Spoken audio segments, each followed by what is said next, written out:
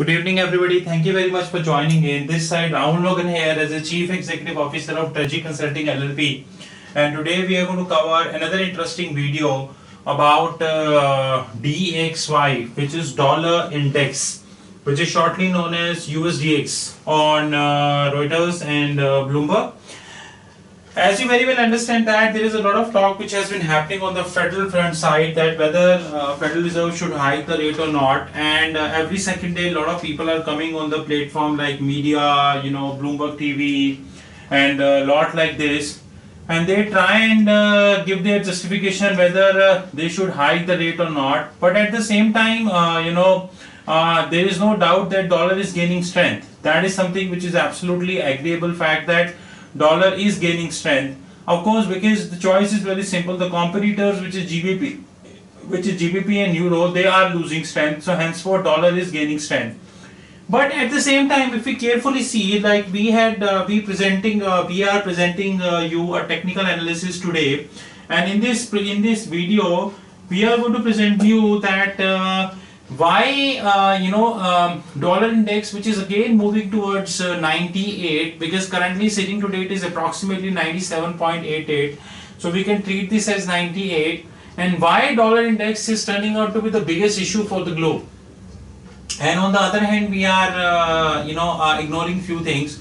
Like, before explaining you about this chart, let me summarize you few important things.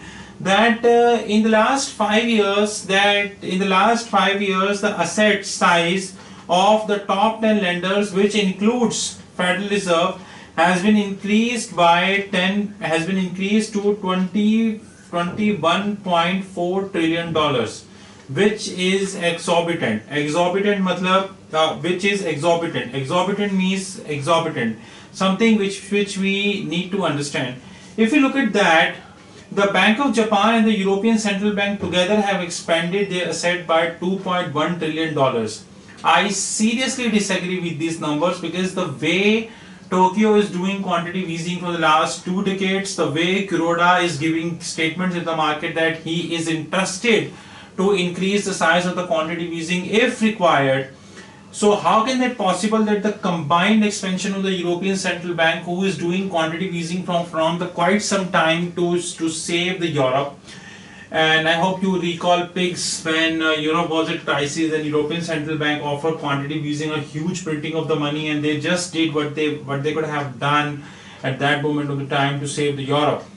So how can that possible that the together Bank of Japan and the European Central Bank have expanded their asset by 2.1 trillion, right? And on the other hand, the balance sheets of the People Bank of China and US has been fall by 2%, or less than the Swiss and the Central Bank of Brazil boosted their holdings by 15% or more. That we very well know that Europe is doing a huge amount of quantitative easing. But certainly I disagree with this number that the size of the quantitative easing is just 2.1% for European Central Bank and 15% for Swiss National Bank. But nonetheless, we don't have any data and we have to rely on the data which is in the public space, so we need to appreciate this. But if you look at the chart right up front, then we will get to know about 2-3 indicators in this chart, which is relative volatility index, historical volatility, and momentum investing. So if you look at this chart, you will get to know a signal that dollar index is going up, but not for very long, because there are 2 reasons behind that. Number one, I think 8th November there is US elections, and in this US elections it is something which is decisive, because if the Trump will win, then dollar index move in a certain way, and if Clinton will win, then dollar index will move in a certain way. Number 2, the $29 trillion limit of the loan which Senate has sanctioned for the US government, that has already been filled, and there is no news in the media whether Senate has further increased the same, or how the US is going to be in the technical recession again. I'm not saying recession, technical recession, because of course US need to hike this ceiling if they wanted to continue. They don't have any internal accruals. And so if you look at that, and very important thing, that perfect September, somehow Janet Yellen saved herself and she not hike the interest rate. But I seriously surprised that Janet Yellen would be able to do the same especially when it comes to I would say in January she have to have increased the rates, and this certainly may not be easy for Janet Yellen. But at the same time, we need to understand this fact that if US will hike the rate, then INR will also go to reverse carry, and volatility will certainly be right in the dollar index. This is here, which is the right proof of that. If we look at 2016-17, which is January, from here 2016 to October, you can really see that dollar index is facing a monthly volatility of approximately between 8 to 12%. So I take it sometimes it is greater than 12% also. So from 2016 till from January 2016 till now, dollar index is facing a monthly volatility of 12%. Now it means this is annualized. So if we take it on monthly basis, if we take on absolute basis, then this is 1% of that, right? On the other hand, if we look the other index, which is relative volatility index, which is right here, and in the what is relative volatility index? Relative volatility index is a similar like relative strength index, but the exact difference is relative strength index will calculate an absolute valuation, the difference in the absolute valuation of the two numbers. On the other hand, relative volatility index would work on the standard deviation. So if the standard deviation going up, so is the volatility. If the standard deviation going down, so is the volatility.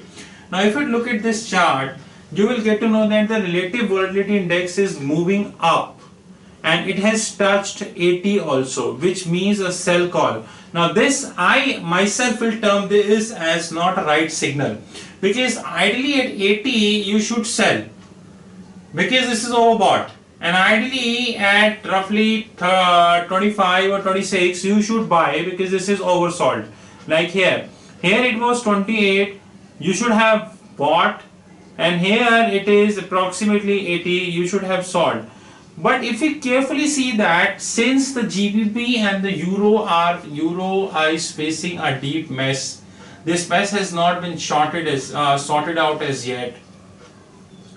On the other hand, things are moving in a little negative direction for GBP and euro, because GBP, which is currently trading at 1.22, not yet sure whether GBP will go to 1.17 or GBP will go to back to 1.25 and all.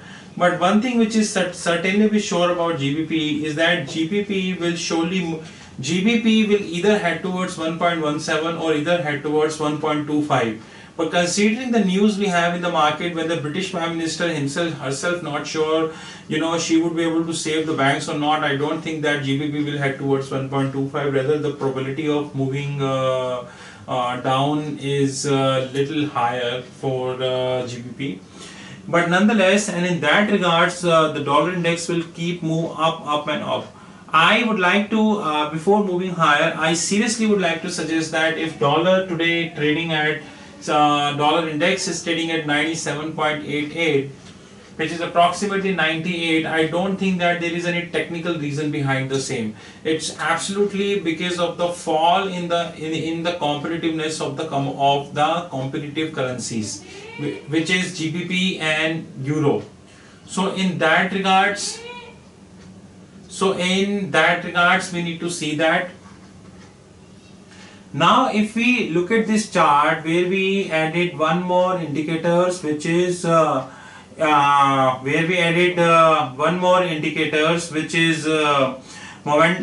momentum strategy, then you would get to know that momentum strategy can be done when things are going up, you should buy.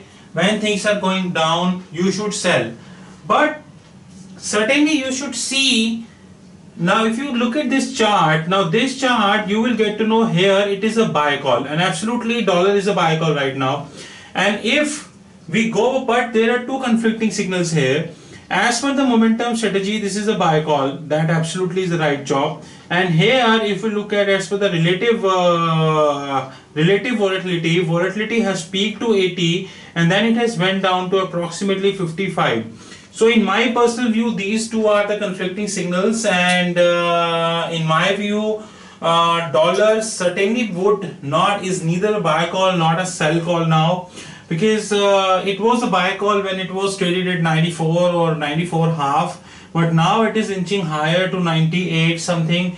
I don't think it is a buy call now, but at the same time I don't think it's a sell call now. I think dollar is a buy call. Dollar was a buy call when it was at 95, 94, 94 half, and it would be a sell call when it would move to 98. So this is a personal view about the technical analysis of the dollar index using these three, which is historical volatility, relative volatility index, and momentum strategy. You're most welcome to connect with us at rahul.magan@treasuryconsulting.in, and my alternate email ID is info@treasuryconsulting.in, and you're welcome to visit our website www.treasuryconsulting.in. With this, we thank you very much, and we would continue to bring a lot of videos for our users and a lot of new techniques on the way. With this, we thank you and hope to see you soon. Thank you.